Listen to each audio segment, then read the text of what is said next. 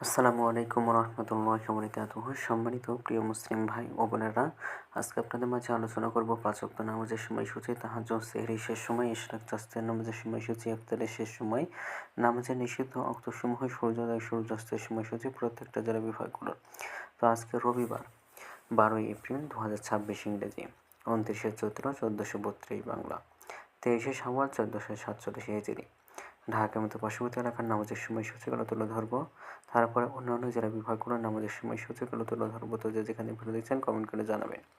আজকে ঢাকার মতো পার্শ্ববর্তী এলাকার ফজরের নামাজের রক্ত শুরু হবে 4টা 25 মিনিটে, শেষ হবে 5টা 39 মিনিটে।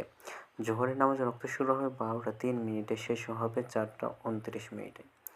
আসরের নামাজের রক্ত শুরু হবে 4টা 30 মিনিট, আসরের নামাজের রক্ত শেষ হবে 6টা 1 মিনিটে।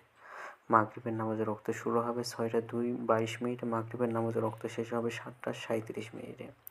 এশার নামাজের রক্ত শুরু হবে 7টা 38 মিনিটে, এশার নামাজের রক্ত শেষ হবে 4টা 18 মিনিটে। আজকে ঢাকার মতো পার্শ্ববর্তী এলাকার সেহরির শেষ সময় হলো 4টা 19 মিনিটে, ইফতারের সময় সন্ধ্যা 6টা 22 মিনিটে। আজকে ঢাকার মতো পার্শ্ববর্তী এলাকার নফল নামাজের উত্তম সময় ইশরাকের রক্ত সকাল 5টা 54 মিনিট থেকে 8টা 38 মিনিট পর্যন্ত। চাস্ত রক্ত সকাল 8টা 39 মিনিট থেকে 11টা 56 মিনিট পর্যন্ত। তাহাজ্জুদ নামাজের রক্ত হলো রাতে 1টা 3 মিনিট থেকে ভোর 4টা 18 মিনিট পর্যন্ত। নামাজের নিষিদ্ধ রক্ত হলো 3টার সময়, সকালে 5টা 40 মিনিট থেকে 5টা 53 মিনিট পর্যন্ত, দুপুরে 11টা 57 মিনিট থেকে 12টা 2 মিনিট পর্যন্ত, সন্ধ্যায় 6টা 2 থেকে 6টা 18 মিনিট পর্যন্ত। এই ছিল ঢাকার মতো পার্শ্ববর্তী এলাকার নামাজের সময়সূচি। এখন আলোচনা করব বিভাগীয় শহরের জন্য উল্লিখিত সময়ের সঙ্গে যেসব বিভাগের সময় যোগ বিয়োগ করবেন তা হলো এই: বিয়োগ করবেন চট্টগ্রামে 5 মিনিট, সিলেটে 6 মিনিট কম করবেন। ঢাকার মতো পার্শ্ববর্তী এলাকার নামাজের সময়সূচি থেকে চট্টগ্রামে 5 মিনিট এবং সিলেটে 6 মিনিট কম করবেন।